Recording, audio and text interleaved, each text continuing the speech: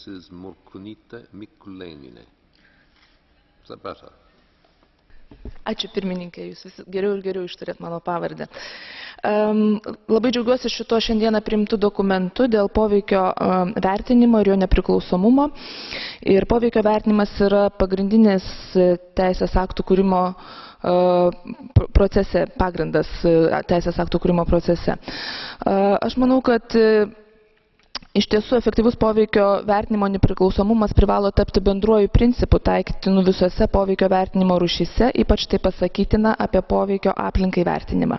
Šio principo įgyvendinimo užtikrinimas turėtų būti įtvirtintas ir direktyvoje dėl poveikio aplinkai vertinimo, kuri tikėtina bus artimiausiu metu peržiūrima. Ir džiaugiuosi, kad tie pasiūlymai aplinkos komitete, pakeitimus, kuriuos teikiau aš, jie atspindi būtent poveikio aplinkai nepriklausomumo vertinimą, kas yra iš tikrųjų be galo svarbu. Taip pat Europos komisija privalo imtis aktyvesnio vaidmens, ginant ES ir valstybių narių interesus tais atvejais, kuomet trečiųjų šalių projektai gali turėti įtakos ES vienai arba kelioms jos narėms. Tai aš tikiu, kad šitas dokumentas yra žingsnis į priekį dėl mūsų visų saugumo. Thank you. Now we come to the Falber report, and I have 5 speakers. Mr. De Angelis, you have the floor. Falber.